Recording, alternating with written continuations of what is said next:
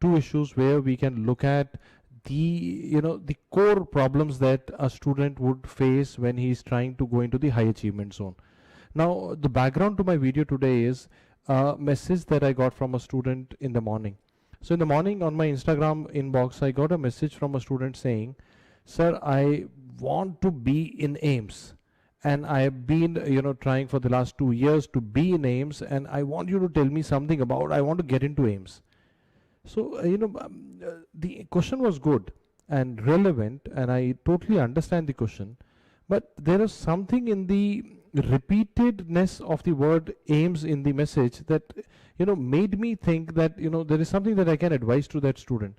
So what I did was, the answer that I gave to the student was, and that prompted me to make a video because I think it has a more wider appeal, is that when we say AIIMS, AIIMS, AIIMS, what we are saying is we are giving too much importance to the outcome rather than the process.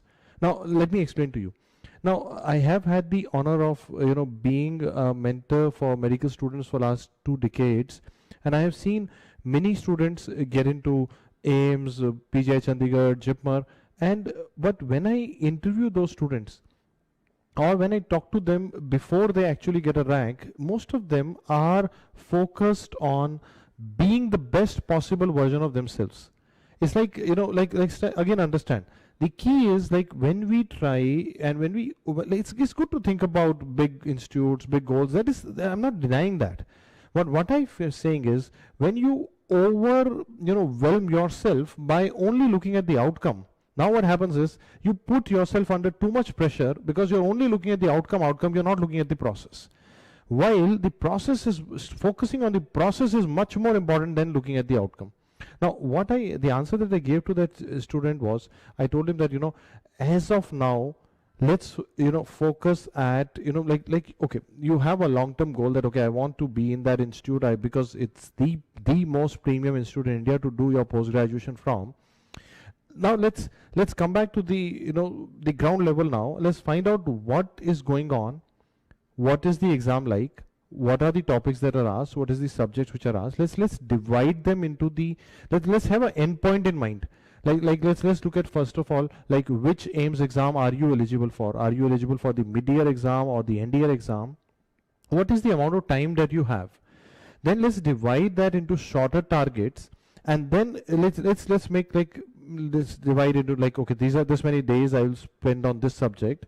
In this subject, I'll focus more on these topics because they are more important for this particular outcome, and I make a plan, and then I start focusing on each day at a time. What would happen is that the key here is that the most high achievers are the people who enjoy the process far more than the outcome. And the second thing is that when you enjoy the process, because, like, outcome would be like on that day, but the process is a year long thing that you're doing, or 2-year long thing that you're doing. If you enjoy it, you will be able to put in more energy, you will be able to put in more optimism into it, you will be more happy about it. And the key is happiness. If you're more happy about it, you'll put in more effort. So the message that I gave to the child was, I said, I understand that you want to get into AIIMS. It's a great dream, it's a great institute, but as of now, I want you to focus on being the best possible person that you can be in each subject. The key is to reach to a zone where you don't have a regret. And this is one advice that I've given to, I think, so many students in the last 20 odd years, is that the key is to do your exam to your best level, because it's like you cannot control how others are doing that exam, but at least you can do your best. That means my exam, to the best of my ability, you should be able to do it. And after the exam and before the results, you should have a feeling of no regrets. The important thing here is before the results. After the result, everybody has reasons to be happy or sad. But at least after I give my exam, I should have a feeling that I have done the best possible what I could do. I have left no stone unturned. I have no regrets. That is very important. That is critical. So the first thing I find people doing is over focus on the outcome and under focus on the process, while it has to be the other way around. I have to, it's good to have goals. I'm not denying it. It's good to have dreams. I'm not denying it. But overwhelming yourself by targets and putting less focus on the process would be, would undermine the entire thing. So, that's one advice, one piece of advice that I think is critical. Second thing that I see a lot of people doing wrong and a lot of students, getting it wrong is like sometimes you look at a big thing that, okay, I want to read the entire Harrison's, I want to read this entire textbook, and but because it looks so big, they kind of get a paralyzing effect on themselves and they don't do anything about it. I can't count the number of times I have had this conversation with medical students. Some of them would come, sir, don't you think I should be reading Harrison, sir? I want to read Harrison's textbook of medicine. I want to do this. I want to do that. I say that you want to do it, but can you please tell me what you have done about it in the last 7 days? And usually the answer is, sir, because the book is so big, I'm unable to start. This paradox of wanting to do something very perfect, and in actuality, the words are saying that you want to do something very perfect, but in actuality, the action is that there's no progress happening.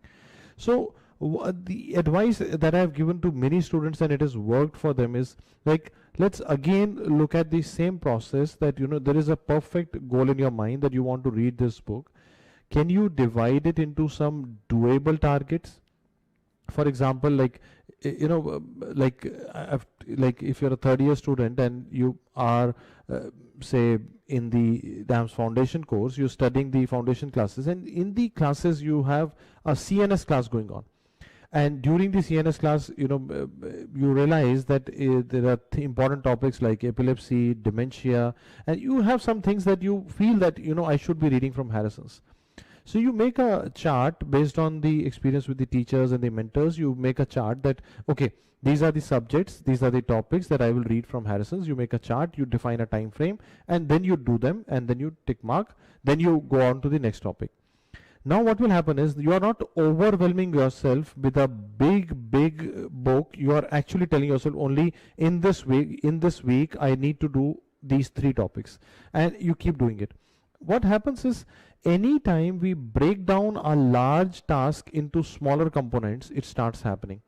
Anytime we stop thinking about the outcome and we start focusing on the process, things starts happening. The most important words here are, there is a method to success. There is always a method which, if followed sincerely, would lead to success. There's no magic happening here. There is no magic that one student is a genius, other is not. There's nothing of this sort. It is just about the mindset. It is about the perspective. Probably perspective is everything. How you react to things, how you convert a large task into smaller targets, and after each target you gain a smaller victory and you improve upon yourself. And then I keep meeting students who would say that, yes, sir, whenever I feel that I cannot do it, I don't have confidence to do it. Last year I gave the exam, I did not do so well. Can I do better than the last year? So a lot of students, have that kind of question, that how can I get my confidence back? Now, the answer here is that, suppose I tell you that you can do it. A lot of time a student would ask me, sir, can you just send me a message that I can do it? But do you think my telling you would, would your brain believe it? The important thing is that you can do it is the feeling that your brain should accept and it should believe. Sincerely believe, then only your effort would increase proportionately. But how would you sincerely believe that you can do it? You need a tiny victory. You need a small victory to win. And that, to me, is a very, very important component. And especially relevant today when you have an exam 2 months down the line or 3 months down the line. You have exams coming up. So what do you want? You want to be confident about the outcome. How will you be optimistic about the outcome? You need to see, your mind needs to see evidence that you're good enough. What kind of evidence would that be? I believe that the most important evidence for you at this stage would be a test result. Now, for example, and that is what I totally believe, that there is something in the tiny victories which give us confidence and we are able to do better than the past us. I give you an example.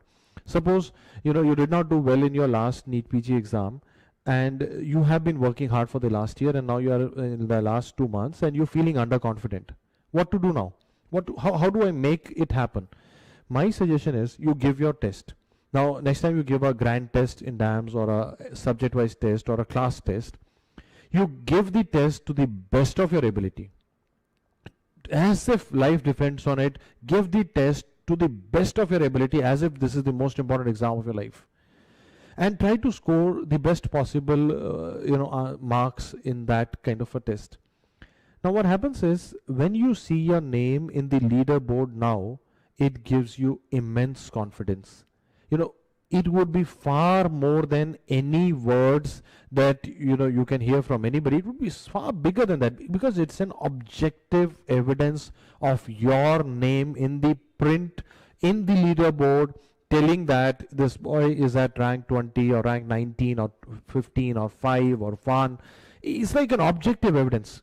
Once your mind sees this, you start believing in yourself. And you start believing that if I worked hard for this test and I could do this much, what if I work hard for every test, I might end up getting a similar rank or the same rank or even better than this in the real exam. And that is the logic behind every mock test, every computer-based test that we take, every grand test that we take. So the important thing here is, the key to understand is, you have to seek some tiny victories.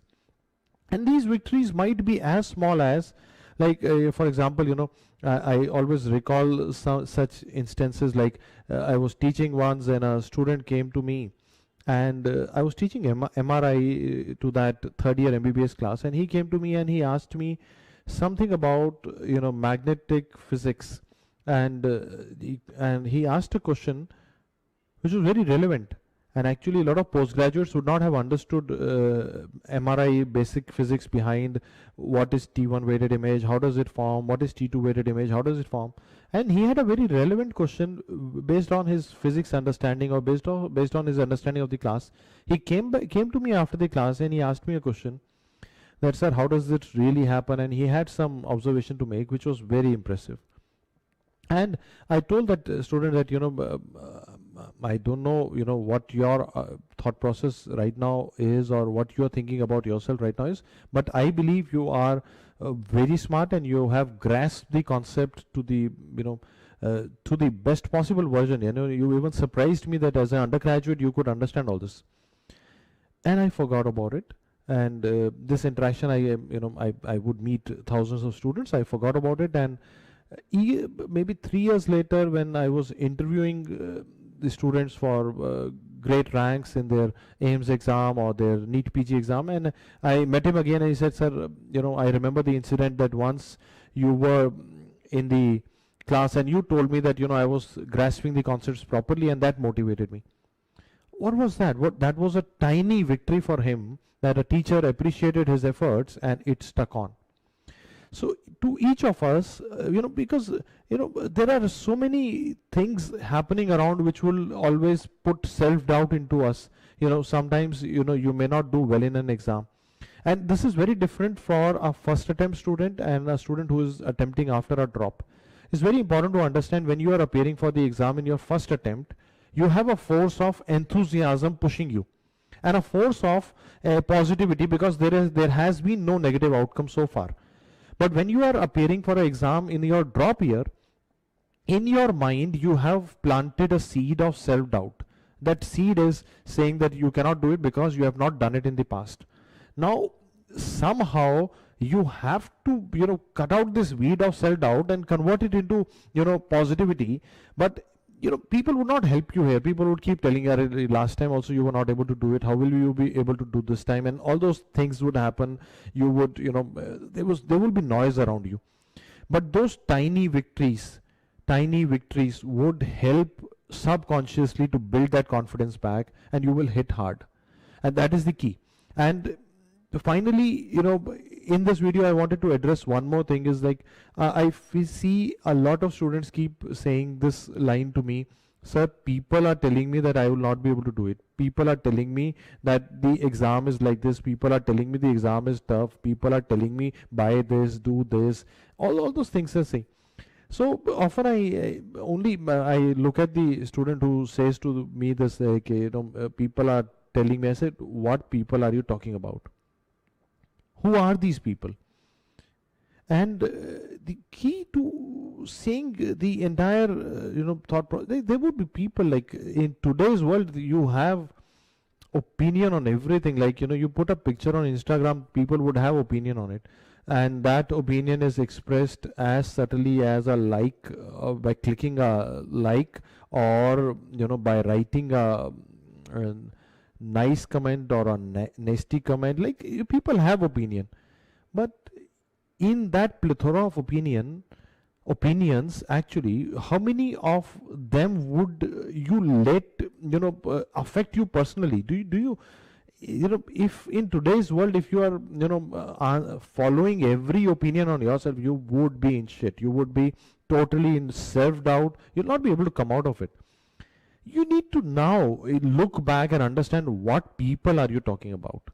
Now, how I do it for myself is I divide people into two kind of people. One is the core group. This is a core group who knows me, who has been with me through my different phases of life, like family or close friends or teachers or mentors, somebody who I trust. I trust because of experience, and I trust because of past. These are like core group. You like this. And then there are people who they do not really know me. They think that they know me. They know a snapshot of me. They know they know me through their own prejudices. But they would have opinions. They would have opinions. Okay, I'm not talking about feedbacks. I'm talking about opinions. It's very different to see.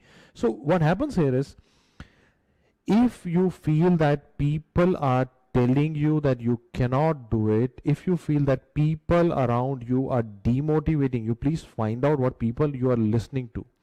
It's like, might as well change people at that stage.